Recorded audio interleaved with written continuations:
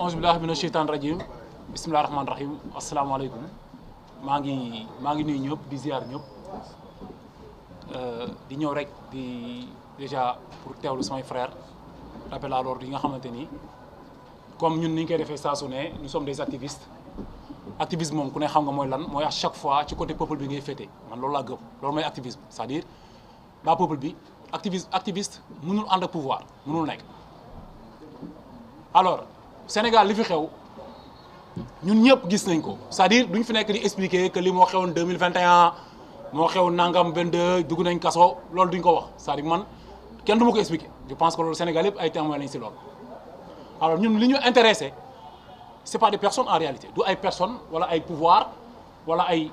indemnisé wala ay régler yenn problème yi ñun li ñu intéressé dëggantaan mooy en réalité fan la régime mu Pastef jëm ak sénégalais yi ci justice ak ci amnistie bi ñu doon xaar ci ñoom ànd ak ñoom ñu taxaw Macky Sall teg ko ak ñoom bi ñu ko tegee ñu ne ñoom dañ ko fiy jëlee c'est-à-dire dañuy waxoon dañuy abroger loi bi ñun ñu doon xaar loolu quoi ñun loolu lañ doon wax ni fan la Pastef jëm ak ñun ci loolu ak qu'est-ce qui s'est passé parce que ñun ce qui nous intéresse en réalité mooy pour que les Sénégalais se posent la question lan moo xew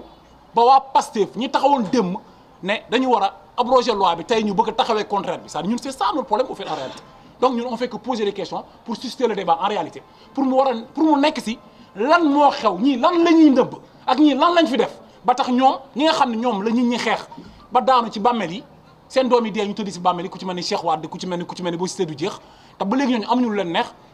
ñu bëgg déjà def ay subvention xam nga indemniser leen te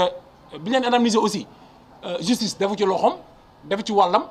justice waxul dara utiliser wuñu justice utiliser wuñu dara doxal ko seen doxalin bopp séddoo fi xaalis def fi lu nekk te ñun yëguñu ko ñu xëy ne léegi maanaam loi d'amnistie bi dañ koy abroger mais abrogation partielle lay nekk maanaam xaaj ak dañ koy xaaj ak dañuy dagg genn wàll ak yooyu. léegi ñun li ñu bëgg pour Sénégalais yi bàyyi ko xel mooy lan moo war qu'est-ce qui se passe lan moo xew ñii lan la ñuy nëbb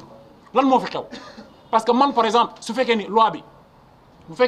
nekk loi boo xamante ni ñun dañ si àndoon ne jarul xuloo jarul werante nañ toog ñu waxtaan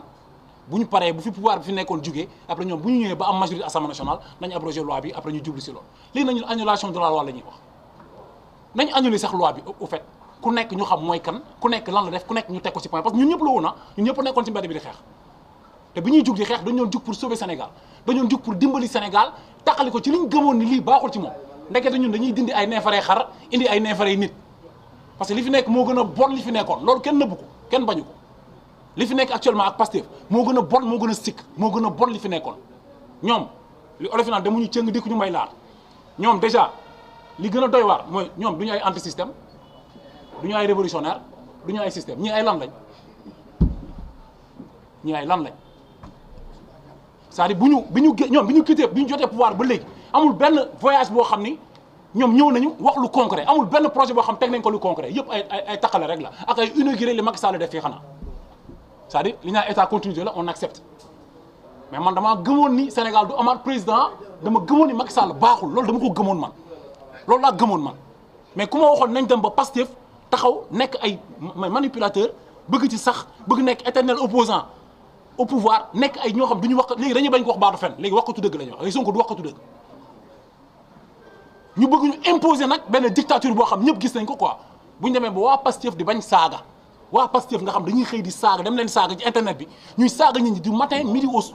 maanaam guddi ak bëccëg ñu ngi saaga nit ñi léegi ñoom dañuy bañ saaga léegi baatu fen la ñuy bañ léegi dañuy pousse fen ne Sonko du waxatu dëgg day paccal forox léegi utiliser leen baatu paccal forox comme dañuy bañ fañ léegi nañu wax Sonko paccalkatu forox la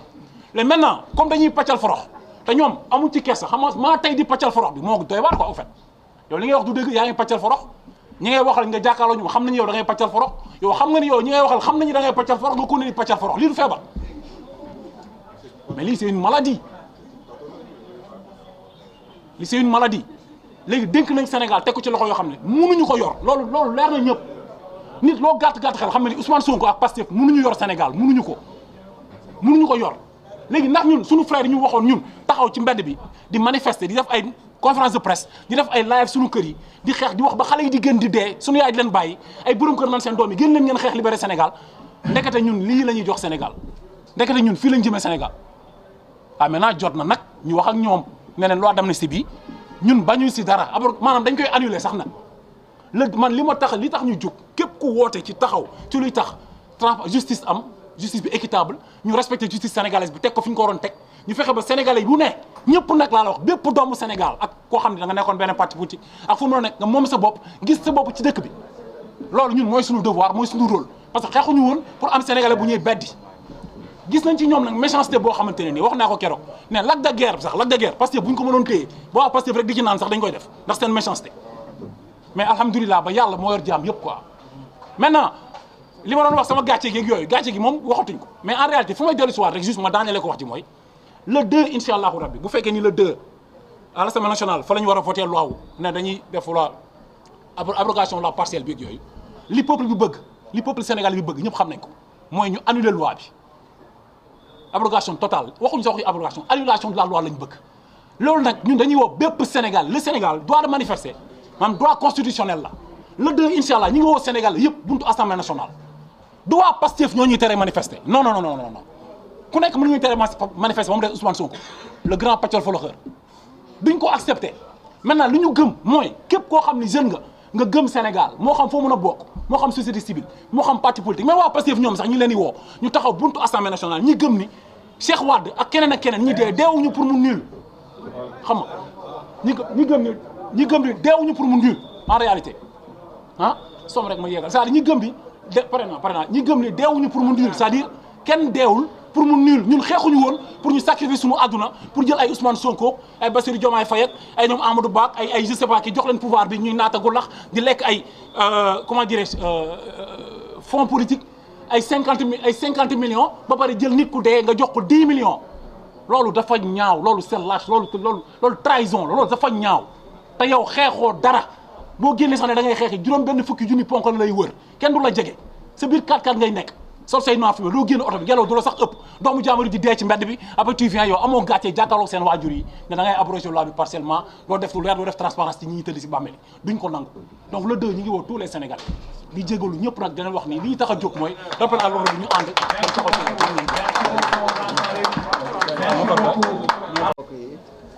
di rafetlu toogaay bi grand bi koopa nee na ma lu la sentir nga wax n'est-ce pas sentir waxal lu ma parce sentir que dinaa ko wax yaa deele yaa ñàkk waaw loo yëg waxal man nag pël bu déggul olof carrément là da ngeen may jégal peut-être que je pourrais m'exprimer en français c'est mieux et après peut-être s'il y a une question je pourrais revenir un peu sur le wolof. Ok. Je pense quand on m'a appelé pour me convier à cette conférence de presse j'étais à Matam laa nekkoon démb laa ñibbisi et ce qui s'est passé mooy je ne suis pas à 100% d'accord avec tout ce qui s'est dit ici. Je vais être très clair parce que je ne vois pas le mouvement rappel à l'ordre comme un mouvement anti-Pastef aussi. Non, on n'est pas anti-Pastef. Mais quand même dans les prises de parole on sent nettement qu'il y a une certaine vraiment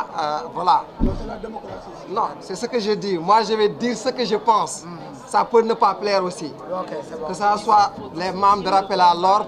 ou bien aux personnes qui nous regardent. Ok. Je dis ce que je pense parce que je ne fais pas partie du mouvement. C'est important. Alors moi, je suis ami et porte-parole de la famille de Baba Kana, l'artiste décédé le 23 juin 2023 au HLM Niary Tally. Alors depuis qu'il est décédé, ma première interrogation a été, quand on m'a convié pour cette conférence de presse en tout cas, où étaient les membres de ce mouvement? Quand nous, sa famille, ses proches, ses amis, on était sur le terrain en train de rechercher un corps sans vie. Parce que je me rappelle très bien, j'ai pris ce téléphone-là, j'ai appelé des membres ou bien des rappeurs, des artistes rappeurs qui osaient prendre la parole. Ils n'ont pas osé répondre ou bien ils n'ont pas osé faire le déplacement. Ils ne sont pas venus nous accompagner quand un artiste, un des leurs, était tombé sur le champ de bataille et que tous se sont repliés. J'ai entendu un jour chat de Kergui dire ouais, parce qu'un des artistes est tombé sur le front entre... Mais pardon, vous allez m'excuser du terme, what the fuck. Chat, je l'ai appelé au téléphone. Très bien. Je l'ai appelé au téléphone. Je vais dire les termes. Ça peut ne pas plaire aux gens. Je l'ai appelé au téléphone pour lui dire grand dañ la soxla parce qu'on recherche quelqu'un koo xam ne dafa sori si ñun. Et puis c'est quelqu'un qui a manifesté du temps de Y'en a marre, qui a été arrêté avec, Malal Tall l'a rappelé un jour à la télé, qui a été arrêté avec beaucoup de gens de Y'en a marre. Et pourtant, tous reconnaissent que c'est un gars poli, c'est un gars discipliné, c'est un gars qui a été là pour ses grands frères.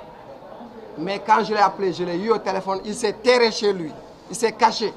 il ne s'est même pas montré. Jusqu'à ce que nous, on ait retrouvé notre ami, qu'on ait fait l'autopsie, et que cette autopsie révèle qu'il a été tué par balle. On l'a enterré à Boyenadji, dans la région de Matam, dans la commune de Nabaye. D'accord. Ce qui s'est passé après, c'est quoi? Maintenant, pour une récupération soit politique ou bien des rappeurs en perte de vitesse, se sont permis d'aller sur des plateaux télé ou bien sur des émissions radio, parler au nom de cet artiste-là. Mais non, c'est pas possible. Parce que quand on parle de mouvement, ou bien quand on parle de mouvement hip-hop ou autre, ça sert à cela. Quand un artiste, un de leurs tombe, vous devriez être à son chevet.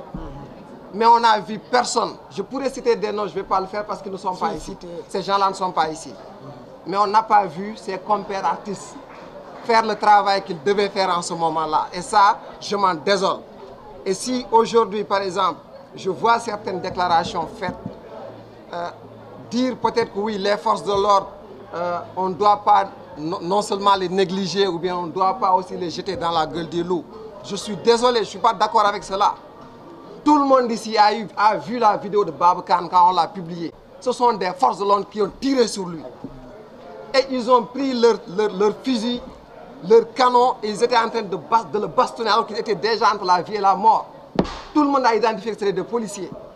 Moi, j'ai été à 2 reprises, eu des altercations avec le commissaire de police qui était en ce moment-là au niveau des HLM.